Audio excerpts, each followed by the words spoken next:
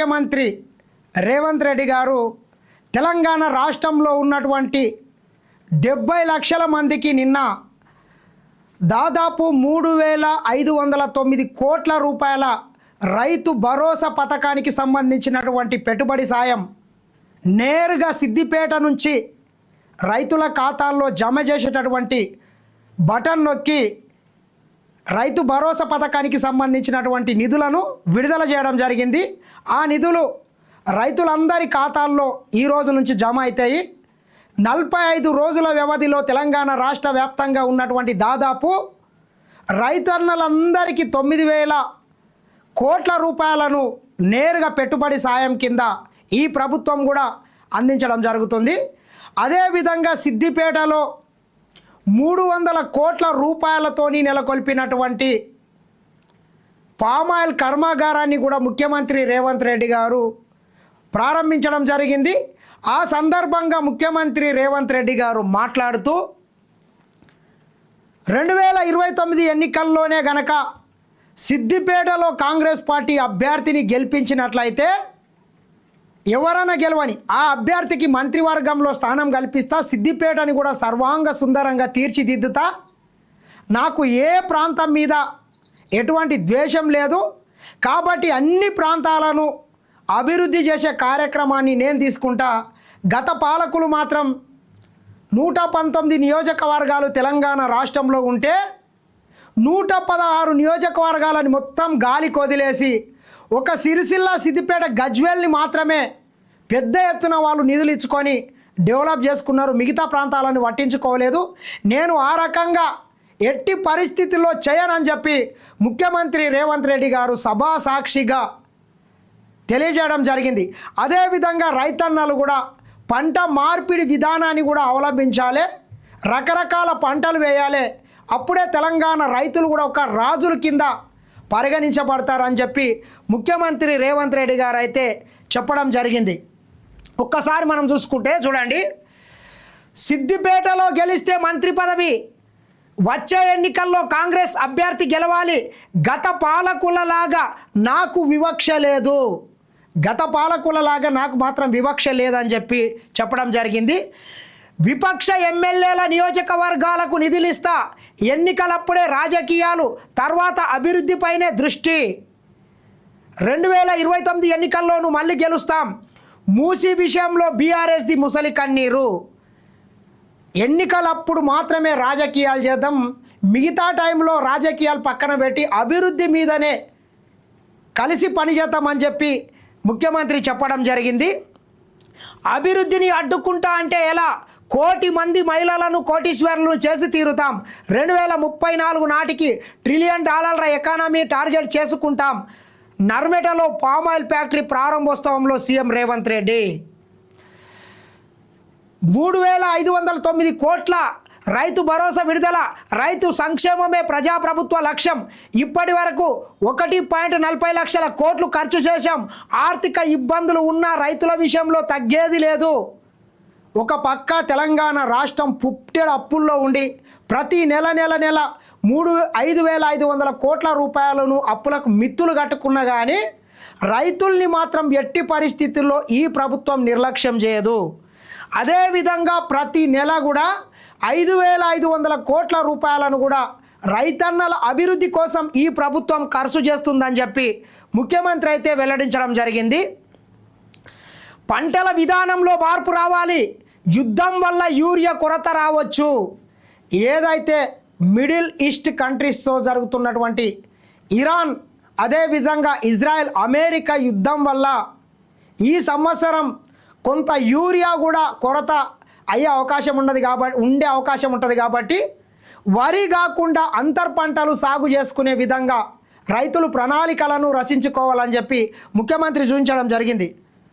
ఈ యుద్ధం వల్ల ఒక భారతదేశమే కాదు, ప్రపంచ దేశాలు మొత్తం కూడా తీవ్రమైనటువంటి పెట్రోల్ కావచ్చు, డీజిల్ కావచ్చు, క్రూడ్ ఆయిల్ కావచ్చు, అదేవిధంగా ఎల్పిజి గ్యాస్ కావచ్చు, వీటితోని చాలా రకాలుగా ఇబ్బందులు పడి ఇప్పటికే దేశంలోని ప్రధానమైనటువంటి నగరాలు బొంబాయి కావచ్చు, ఢిల్లీ కావచ్చు, హైదరాబాద్ కావచ్చు, మద్రాస్ కావచ్చు, కలకత్తా కావచ్చు, బాంబే కావచ్చు, ఈ నగరాల్లో చిన్న కారు హోటళ్ళు మొత్తం ఇప్పటికే కమర్షియల్ సిలిండర్లు అందుబాటు లేక చాలా వరకు 20-30% హోటళ్ళు కూడా మూతపడిన పరిస్థితి ఉన్నది. కాబట్టి యుద్ధం ఎఫెక్ట్ ప్రత్యక్షంగా పరోక్షంగా ప్రతి దేశం మీద పడ్డది. కాబట్టి ఈ మిడిల్ ఈస్ట్ కంట్రీస్ నుంచి పెద్ద ఎత్తున మనకు రష్యా నుంచి ఎరువులు కూడా దిగుమతి అవుతాయి. కాబట్టి కొంత యూరియా షార్టేజ్ అయ్యే అవకాశం ఉన్నదని చెప్పి ముఖ్యమంత్రి అయితే వెల్లడించడం జరిగింది.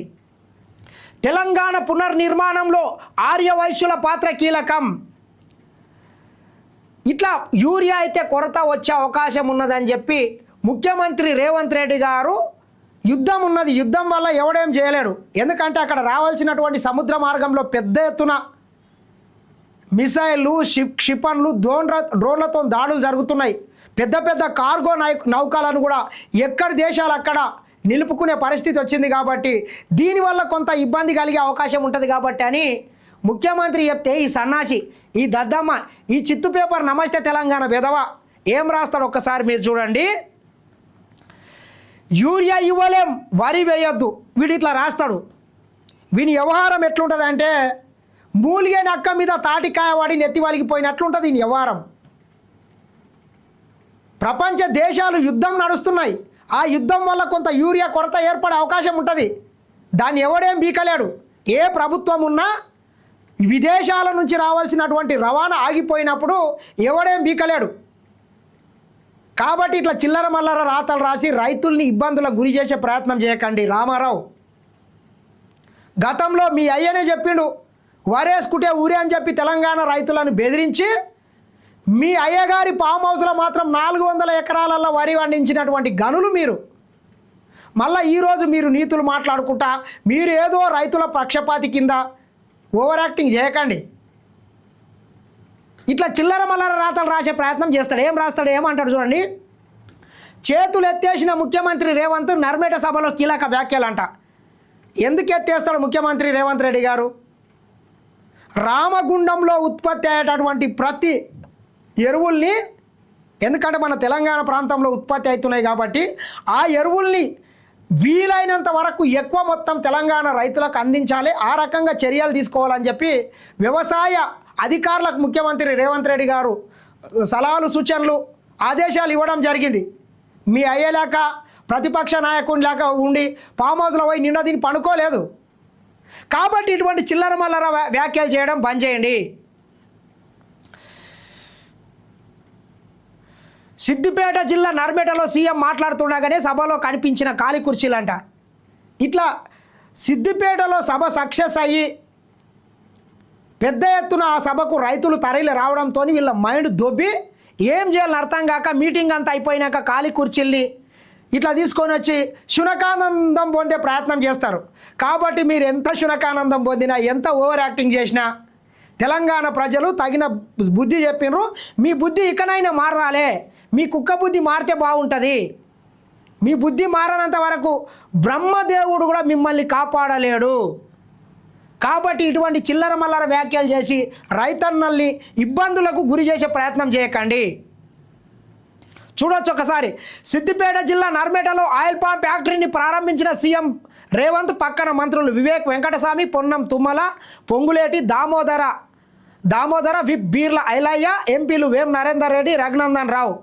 ప్రతిపక్ష పార్టీకి సంబంధించినటువంటి ఎంపీ రఘునందన్ రావు ఈ కార్యక్రమానికి హాజరైతే తన సొంత జిల్లా, తన సొంత నియోజకవర్గంలో పామాయిల్ ఫ్యాక్టరీ ఓపెనింగ్ ఉంటే మరి హరీష్ రావు ఏడవనుకున్నాడు, ఎందుకు రాలేదు, ఎందుకు ఓవర్ యాక్టింగ్?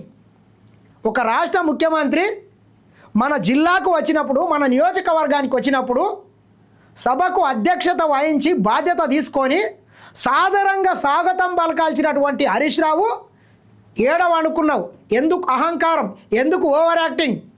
అంటే మీ కుటుంబ సభ్యులు ముఖ్యమంత్రులు ఉంటేనే ఇక మీరు వస్తారా? ప్రజలారా ఇందుకేనా వీళ్ళకి ప్రతిపక్ష హోదా కల్పించింది? కాబట్టి ఇటువంటి స్వార్థపరులకు, ఇటువంటి కుటిల బుద్ధి ఉన్నటువంటి వ్యక్తులకు తగిన బుద్ధి చెప్పాలి. ఇటువంటి వాళ్ళు ప్రజాక్షేత్రంలో ఉండాల్సినటువంటి అవసరం కూడా లేదు. ముఖ్యమంత్రికి ప్రోగ్రాంకు వచ్చేది ఉండే కదా. కాబట్టి ఇట్లా ప్రతిసారి ఓవర్ యాక్షన్ చేస్తుంటాడు. రైతు భరోసా నిధుల విడుదల చేస్తున్న సీఎం రేవంత్ రెడ్డి పక్కన మంత్రులు చూసుకోవచ్చు. ఆ మీటింగ్లోనే ముఖ్యమంత్రి రేవంత్ రెడ్డి గారు రైతు భరోసా పథకానికి సంబంధించినటువంటి నిధులను కూడా విడుదల చేయడం జరిగింది.